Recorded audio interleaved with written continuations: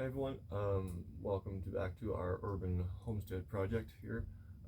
Nick here. I have to feed the worms today, deal with some compost. So I thought I'd take a quick video here and just show you all the different. I have like 5 different styles of compost.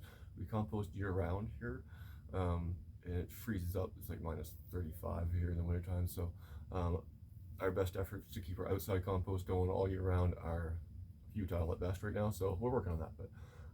So to keep the compost going, we have a lot of worms, but we started up bokashi compost again.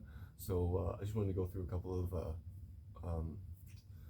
different aspects, different possibilities if you want to compost indoors in small spaces. The last place when we started this, we lived in about 1,000 square foot, 850 square foot condo, 4 of us. So small space gardening, all about it.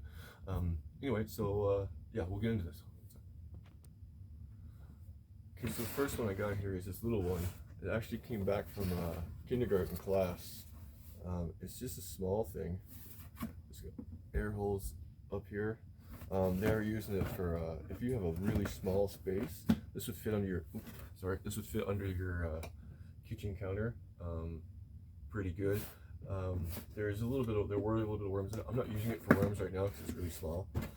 But I will use it to transport worms. I got some finished, well, quasi-finished compost in there.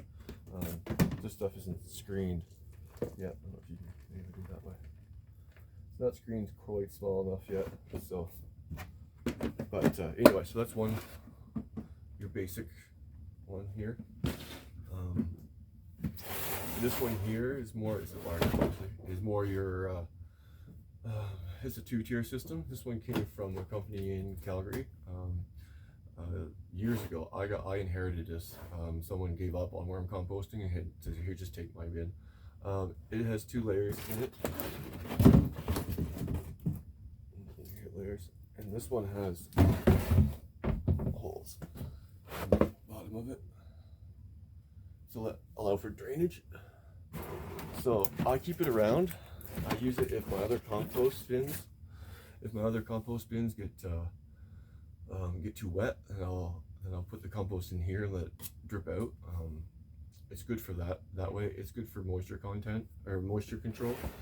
Just some basic, just drill holes in the top of this in the ridge, so there's space in there, and then there's some at the top there too. So anyway, it's a pretty good system. It's been beat up and broken. So I don't really use it for composting. If it was taken care of, it works well. It's those towers, right? You can keep adding to it somewhat. I think that's the weakness in this one, but anyway, it's a good system if it was taken care of. I keep it around for drainage and all that kind of stuff. So it's a good system. Okay, give me a second. Oh no, actually, this one. Sorry for the noise. This one is your typical. What most people buy when they buy these things. Typical Tupperware container, drilled some holes in it. These are vents for like fascia, available at most hardware stores. This is supposed to go up in the roof for ventilation. They work great for this. I can take this one out. Yes, I can. I can take this one right out. I use this one for schools and stuff. And see what I did there is I put a little screen in there. You can see the screen, so the worms can't get out.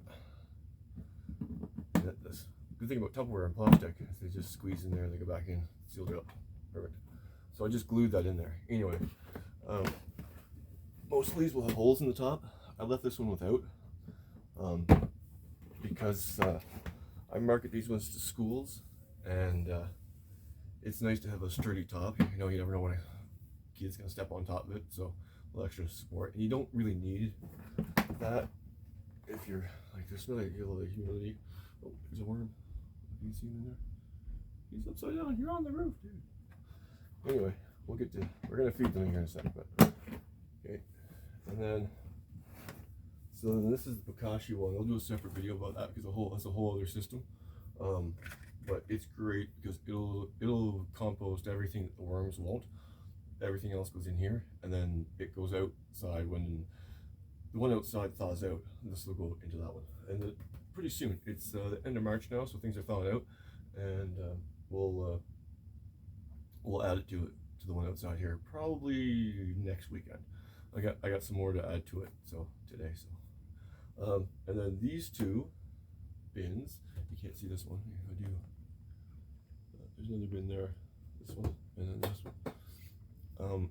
Are our main worm bins. These ones are worm bins too. They're a migration system, and I'll show you they're different. They're just a big bin, but there's a screen in the middle where the worms can be on this side or that side. And then it's a whole thing on the website, eatmyshrubs.com. I have a written description about how these work and how you build them and all that kind of stuff. I'll readjust and I'll show you the inside of probably one of them anyway. I'll show you, but I'll just give me a minute and I'll readjust here. Kind of a wonky angle here, but this way, if I open this up, you can see inside pretty good. Okay, so sometimes there'll be worms up on the cover here, but it looks pretty good today. It must be happy down inside.